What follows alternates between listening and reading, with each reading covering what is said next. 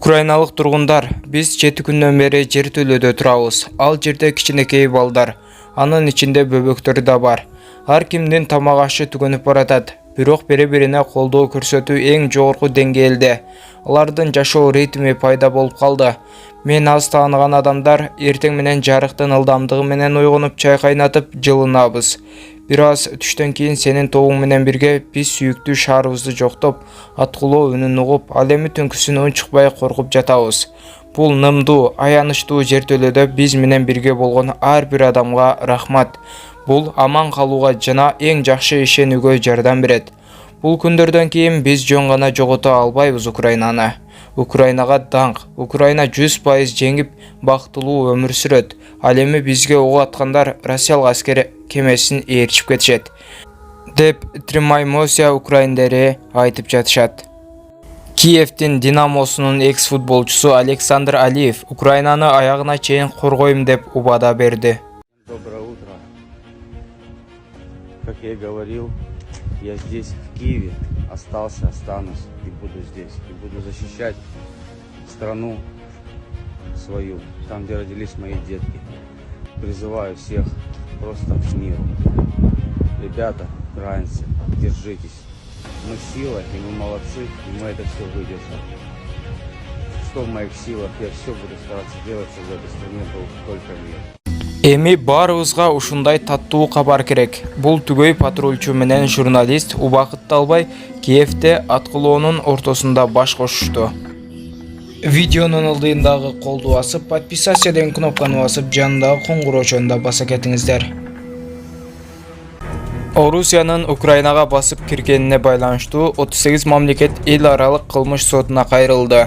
Бул тууралуу 2 мартта Улуу Британиянын премьер-министри Борис Джонсон билдирди. Путин бул үрөй учурган аракеттерди жасоо менен жазасыз калбай турганы бизге айдан ачык деп айтылат Джонсондун Твиттердеги билдирүүсүндө. Бирок Британ премьер-министри эл аралык кылмыш сотуна кайсы мамлекеттер кайрылганы тактаган жок. 27 февралда Украинанын бийлиги да Орусияга каршы Бириккен Улуттар уюмунун эл аралык сотуна арыз жолдогон. Агрессияны актоо максатында геноцид түшүнүгүн бурбалаганы үчүн Орусияны жоопко тартууну талап кылабыз деп билдирген Украин президенти Владимир Зеленский. Бир аптадан бери орус армиясы Украинанын бардык аймактарында аткылоосун жана бомбалоосун улантууда. Украин бийлиги 2 мартка карата 2000 жайкын тургун каза болгонун ырастады. Орус армиясы жайкын тургундар жашаган аймактарды бутага алганын четке кагып жатат. Грузия Европа биримдигине мүчө болуу тууралуу арызын 3 мартта Брюсселге жөнөтүүнү пландап жатат. Бул тууралуу бийликтеги Грузин кыялы партиясынын лидери Ираклий Кобахидзе 2 мартта журналисттерге билдирди. Ал соңку жылдарды Грузия Еврошаркет менен кызматташтыкты күчөткөнүн белгилеп, Брюсселди Тбилисинин өтүнүшүн чукул карап берүүгө чакырды. Грузиянын жетекчилиги евро биримдикке кирүү тууралуу арызга 2024-жылы кол койгону пландалып келген.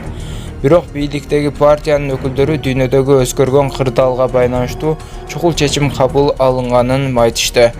Буга чейин Тбилисте Украинага тилектештик билдирген акцияларда евро биримдикке мүчө болуу процессин тездетүү тууралуу чакырыктар айтылган.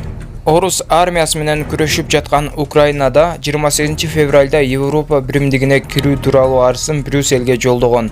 Европарламент 1 мартта Украинанын бул арызын карап, Еврокомиссиянын институттарына аны талапкер өлкө катары сунуштоо резолюциясын кабыл алган. 2 мартта кечинде Казакстандын президенти Касым-Жомарт Токаев Украинанын лидери Владимир Зеленский менен телефон аркылуу сүйлөштү.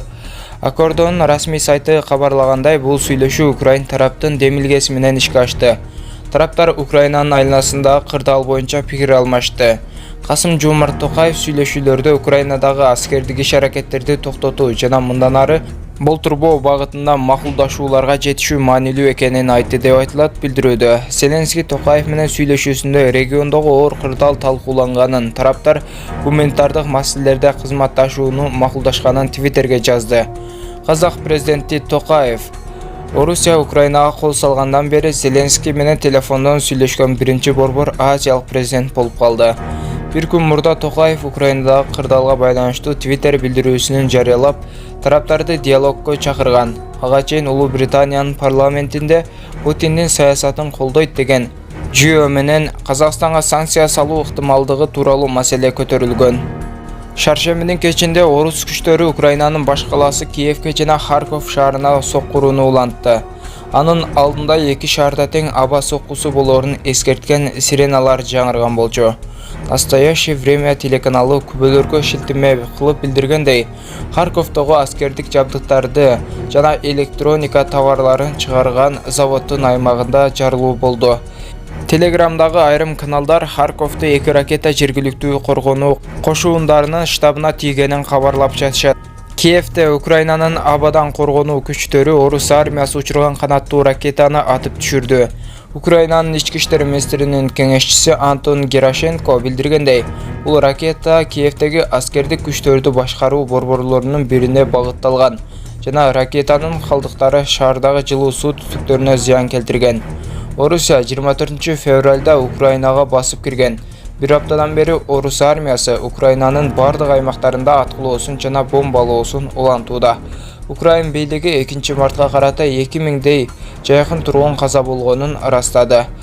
Орусиянын коргоо министрлиги Украинанын аймагындагы согуштук аракеттерде 498 жоокери каза болгонун, 1597 жаракат алганын 2 мартта моюнга алды. Birikкен Улуттар уюмунун башкы ассамблеясы кечээ 2 март күнкү отурумунда Орусиянын Украинадагы операциясын тезинен токтотуусун талап кылды. Маалыматтарга таянсак, буунун мындай пикирине отурумда 141 эл өкүлү макул, 5 каршы жана 35 калыс деген добуш беришти. Белгилей кетсек, Орусиянын Украинага болгон операциясына бүгүн 7 күн. Украинанын коргоо министрлиги 1 мартка карата Орусиянын 29 учагы, 29 тик учагы, 198 танкы, 846 бронетехникасы, 305 автоунаасы, 74 артиллериялык куралы, bir Buk үлгүсүндөгү зениттик ракеталык комплекси, 77 артиллериялык системасы, 24 ракеталык комплекси, 60 танкы, 3 учкучсуз учагы, 2 кемеси жана 7 абадан коргонуу жабдуусу жок кылынганын билдирген. Орусия Украинанын Борбор калаасы Киевдин борбордук жылытуу системасына соккурганын билдирди.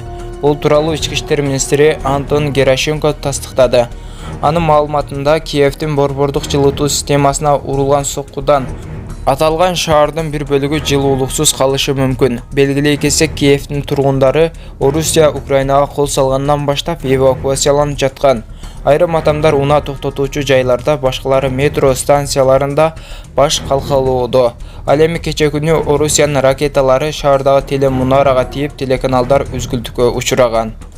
Белгилүү кыргызстандык бийчи Атай Өмүрзаков өзүнүн Facebook'тагы баракчасы аркылуу силердин өлкө агрессорду колдоду. Биз силер менен кызматташа албайбыз деп Европа иштешүүдөн баш тартканын билдирди. Бүгүн Даниядан телефон чалышып биздин келишим үзүлгөнүн билдиришти. Биз пандемиядан улам 2 жыл иштешкен эмеспиз. Эми бир канча жылга тыюу салды. Эми жумуш издейин. Артисттик кесип мен жана окуучуларым үчүн бүттү. Силердин өлкө агрессорду колдоду. Биз силер менен кызматташа албайбыз деп түшүндүрүштү. Мындай макам үчүн рахмат деген Өмүрзаков. АКШ долларынын сатуу курсу кайрадан бир аз көтөрүлдү. Азыр Борбор калаанын акча алмаштыруучу жайлары жана коммерциялык банктар АКШ доллары 94,96 сомдон сатып алып, 97 сомдон сатууда. Ошол эле маалда курс мурунку түнү 97,3-97,5 сомго жеткен. Номиналдуу курс Улуттук банк тарабынан 95,68 сом деп белгиленген. Орус рублинин курсу дагы туруктуу 0,7-0,9 сомдон сатылып алынса, 1,2-1,13 сомдон сатылууда. Номиналдуу курс 0,92 067 сом.